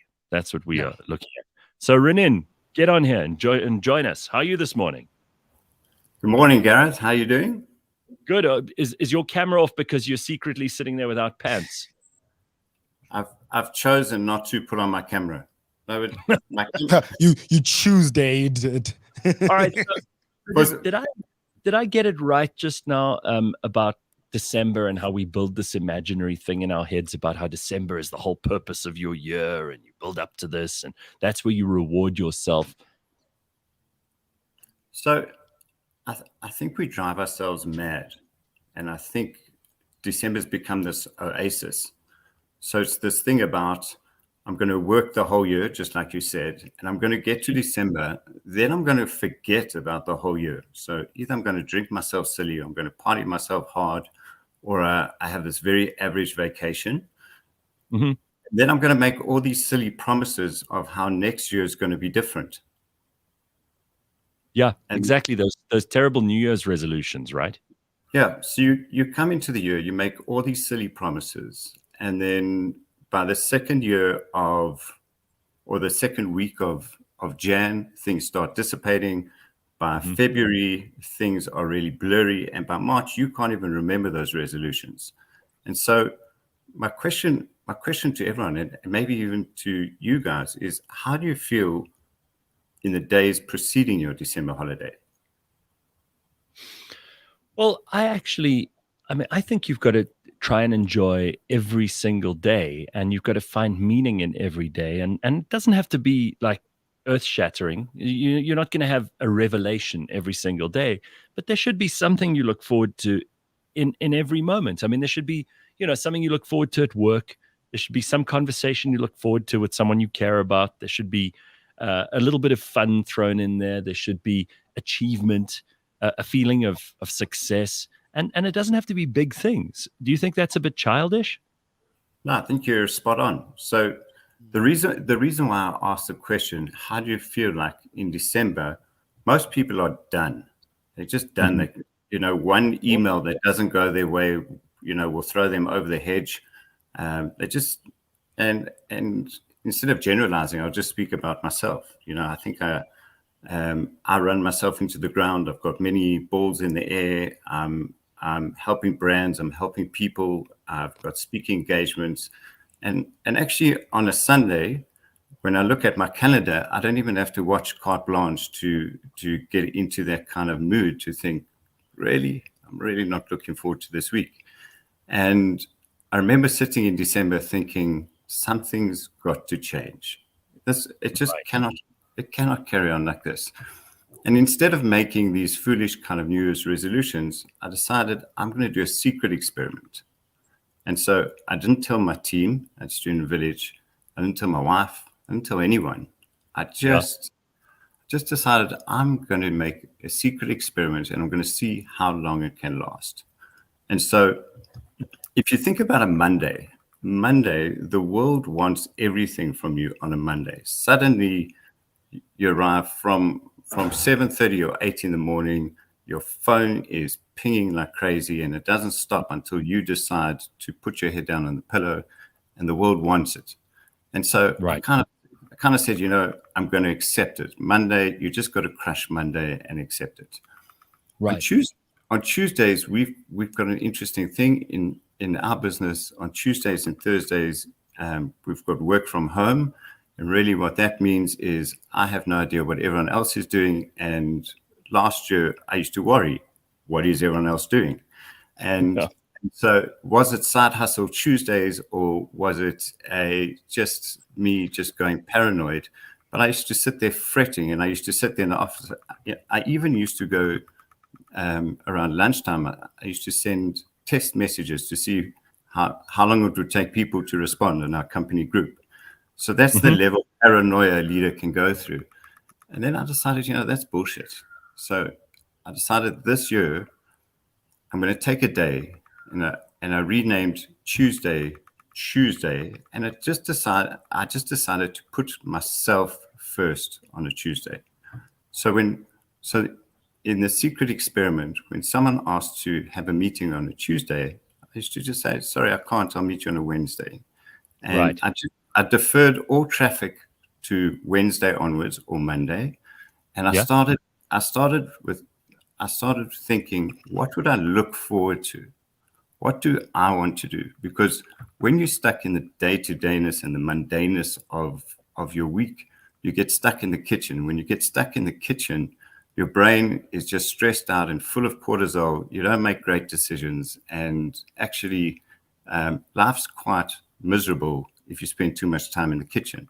So this is a time where I transcend the kitchen and I get into the lounge, get into the garden, and just get out there and meet people I want to meet, go at the pace that I want to go at, and kind of feel free. All right. Now, Ronen, I'm absolutely sure that there's no one listening now who doesn't go, oh, what a wonderful idea. Because when you promise people free time and you give them time to do things that they want to do, they're going to jump at that, right? But it does mean you have to be disciplined on the Monday, the Wednesday, Thursday, and Friday. And I think for a lot of people, it's very difficult for them to get out of that rut that you were talking about just now. So what do you actually do on a Tuesday? Like, for example, what did you do last Tuesday? Last Tuesday was unbelievable. So firstly, Tuesday, just to clarify, is not a retake for a Saturday. Right. This is not a sleep-in day. This is not where you take a one-day retreat and ignore the world. This is you taking on your world from a different perspective. So I was blessed last week. I had a friend who came up from Cape Town. Haven't seen him the whole year. He's an extraordinary entrepreneur. He's a gentle giant, and we haven't seen each other the whole year. And so he arrived in town. He happened to be in on a Tuesday. So I said, let's get together and go for a run and have a breakfast. So he arrives, and the best part about someone who's semigrated and now a returnee from Cape Town is you don't have to run it at the Joburg time at 6 a.m. in the morning. We started at 8. It's almost like, you know, when you play golf off the ladies' tee, it felt like, we've got a later start. Much easier, right? Yeah. So now I could already do something before 8. I did a meditation and a breath work, and then I get to him. I'm in a great space, and he gives me a gift. He gives me a book, Peter Attia's new book on longevity, called Outlive. And so here I am with a good old friend. We go for a run, and he proceeds to. It was almost like running with the podcast because he's read the book, so he summarizes the book for me, and we have this great conversation of. We've got a background in trail running on how to swap from being an endurance human or an endurance athlete to an endurance human. And so we spend our whole time discussing cool ideas like this, and then we go have breakfast and catch up. And then it's like 10 or 10:30, and I'm feeling like my cup is like overflowing. Like I've had this, like my soul is full. So what are the ingredients? Human connection, movement, exercise, great food, great company. And already by that time, my heart and soul are full. And then I gently go into my world, and really I had a choice. So I decided to keep an hour in between, so I don't have to rush anywhere. And that's the thing. When in our busy lifestyles, we're rushing from one thing to another. There are micro spaces between things. Right. And we just don't have time to think. So I decided last week I'm going to base myself at the Grind coffee shop in Melrose Arch for the rest of the morning. I had so many unintended meetings there, because you just meet people and you have all the unintended consequences of not planning, but putting yourself in a place that good stuff can happen is just magical. So it's just so many good things came from an hour or two just hanging out there and catching up with my stuff.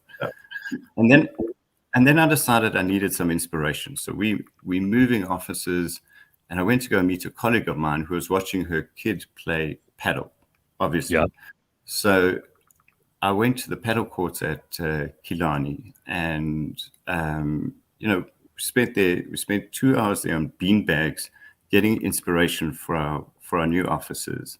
And a space became available, so I managed to get a set or two in, and then we got back to our work and carried on. But it's more, you're sitting outdoors, you're still answering messages, but they don't have the same like claws in you. You're not like glued to your inbox, and you're not like obsessive about this notion of busyness that just kind of depletes your battery and depletes your creativity. So that was just the start of. Let me ask you some practical stuff here, because I find it very, very difficult to just take a day and do all these things that you spoke about now. I mean, it sounds terrific, and it probably was, and I'm sure it's added value not only to your personal life, but also to your business life. As you said, there are these people that you haven't been able to see that you bumped into by mistake. You got some inspiration, you got some exercise, you learned some things. I think a lot of people, including me, will feel a bit guilty about not being at work, not being in front of a laptop, not being, in meetings, doing all the things that you have to do on a daily basis. Do you manage to just put all that stuff aside? And when people found out that you were doing these Tuesdays, did you start having to explain it to them? Did you start having to justify it to them?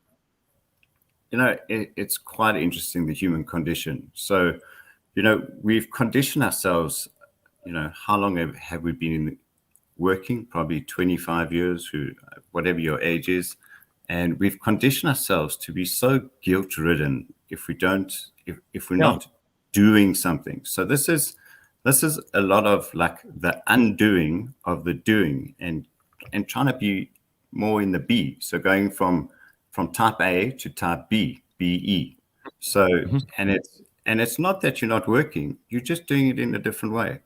And so what's interesting, as I started telling people about this, and I phone someone on a Tuesday, and they say, "You're phoning me on a Tuesday? You chose me?" People are like now feeling quite honored.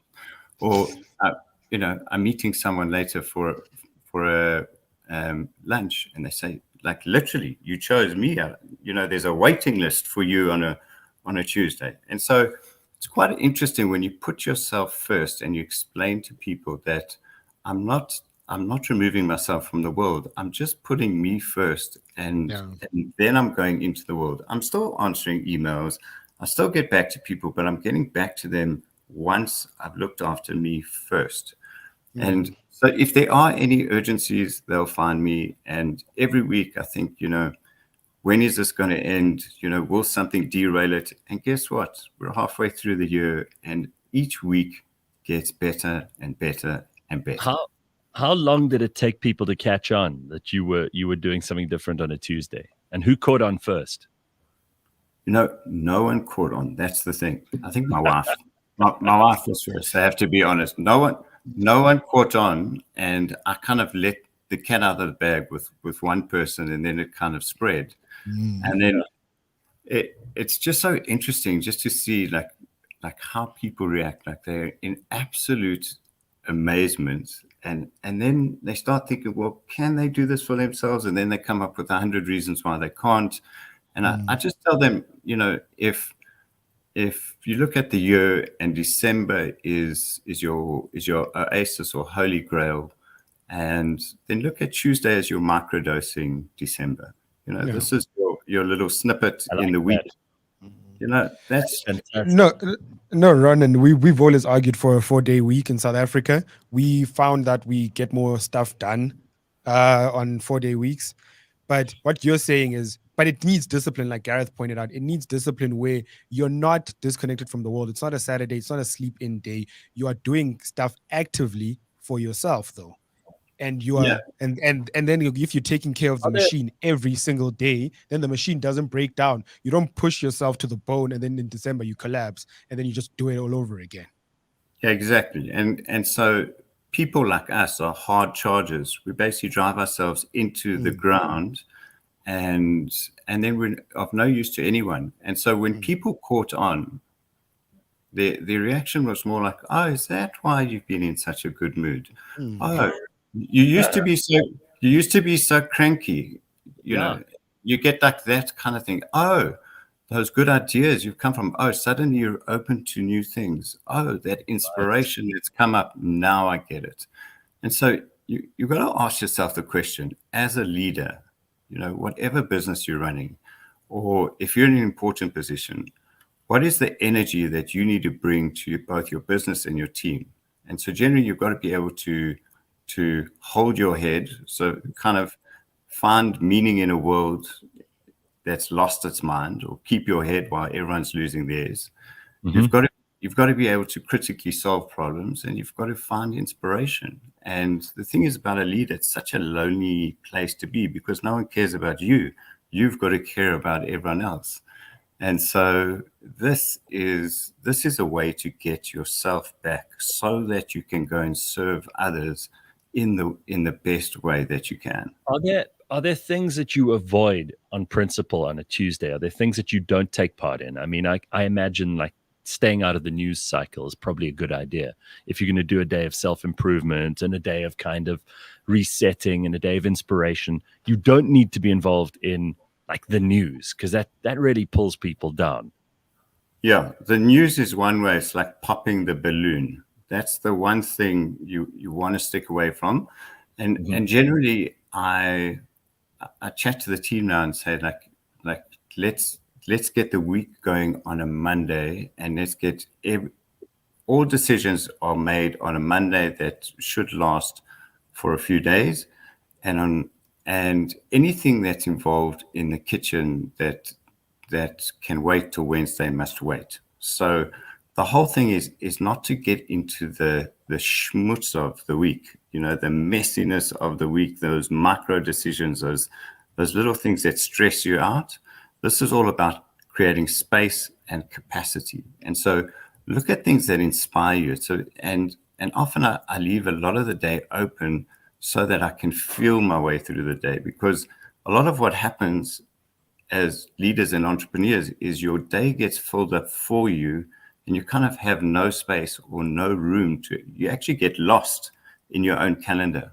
And this is a way to find your way back to you. So obviously, Ronen, the reality is for most people, they don't get to choose as much of their stuff, as much as of their time as the rest of us. I mean, most people work for a company, and I know that obviously lockdown changed things. So a lot of people are working from home for at least one of those days a week, maybe 2 days a week. That is happening more and more, and companies are struggling to get people back into the office. And maybe we shouldn't. We should just let people do their thing as long as they're productive. How do you respond to that? Because, you're not going to be able to change the whole world. You can change your own world. Yeah. So this experiment, obviously, I'm a leader, so it was geared at me and being a leader. Obviously, you don't want like your security guard at the office to say, "Listen, I'm on a Tuesday," and doesn't rock up. So it's definitely geared at those that have a level of agency over their time. What I've seen with a few companies that have, the word has got out about Tuesdays, is they've kind of said for your work from home days, you can treat it like a Tuesday. You can choose how your day goes. You can have no meeting days. You can, they kind of give the team a way to work it out in a way that it would make sense to give people, because what people want is a bit of flexibility and autonomy within their day to kind of integrate work and life. And so for me, this has been a game changer. And I can see how in big companies, as we're recalibrating how we're going to do work, this is one of the ways that people with some choice can make some really cool choices about their life. I love this. I do think this is a great idea. I think it would be something that would improve vastly people's mental health, their overall happiness levels, their overall levels of satisfaction. It would take away some of that pressure that we put on things like December. Because I saw one of the comments when you came on, and somebody said, "It's August." Here it is. K&A said, "It's August already, and I'm done." So I think for a lot of people, we just burn out long before we should in the year, and then we're not productive. Once you've burnt out, you can't do anything useful. Yeah, you're done. And so this is a way to kind of fill up your tank in the week, and then you get a bit of an afterglow Wednesday, Thursday street, and then Friday just happens and you float into the weekend instead of like a Scud missile imploding on your couch on a Friday. This is like you're actually human, and people. It's amazing. Like when you're feeling okay, your world seems okay, and all these dramas and urgencies and all of it, it doesn't affect you as much. So the more depleted you get, the more affected you get by the schmutz. So you finished an article which I read where you said this simple question. You said, ask yourself, when did self-sacrifice become your business strategy? Yeah. The day you decided it would. And when will it end? The day you decide that it does. I love that. Yeah, thank you. So it's all about choice. And then the next line was Tim Ferriss was not hurt in this experiment because I really think this is not about the 4-day work week. This is about the 4+1 day work week. And this is really, and hopefully it will be 3+2 at some stage and keep growing, because when you look at the things, there are so many shoulds and musts and have tos in your calendar. This is about like saying, no, actually, I'm going to switch from urgent to important, and I'm going to do the things that are both important for me and the business today. Yeah, that's the difference. And people have compartmentalized their lives to such a degree that we're still following industrial revolution rules. That's what I wanted to bring up about the weekday and how it should work. And these things are horribly outdated now. And you could see it's possible to change it. We did during lockdown. Some people absolutely loved it. Some people couldn't handle it. I think that there's an ability now to look back with fresh eyes and be able to structure your life the way you want it. Yeah, and we can do this as adults, as long as we choose to be adults. And really, once you move past that layer of guilt, and that guilt is real. It's almost like this like transcendence feeling, like actually I can enjoy my day. I don't have to be this productive robot. I can actually be someone who really is feeling good about myself and good about the contribution that I'm doing, both in the world, in the business, and with whatever I'm involved in, is that I'm bringing the best of me to the world. I love it. Ronen, this is as inspiring as I hoped it would be. It's always good to catch up with you, and enjoy your Chooseday today.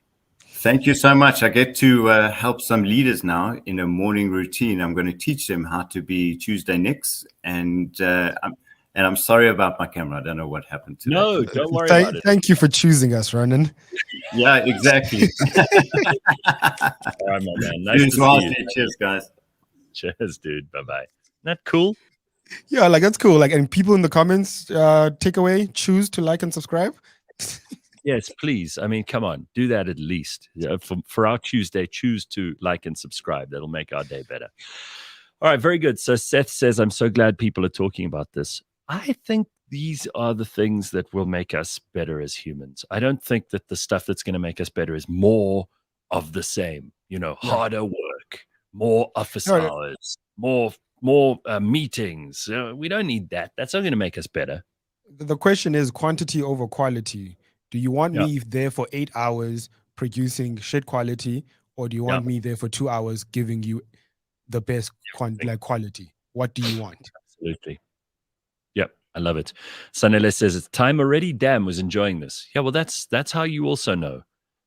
When you don't count the minutes that you're really enjoying something? Because most of us are so damn busy. And again, I think of what Hanan told us not so long ago. 60% of your time and your energy and your effort and your thought should be on the present, 20% in the past, 20% in the future. That's the way to live.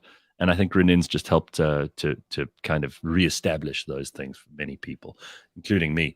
All right, everybody, have a happy day and enjoy your Chooseday, and we will see you tomorrow at 6 a.m. Have an awesome, awesome day. Bye-bye.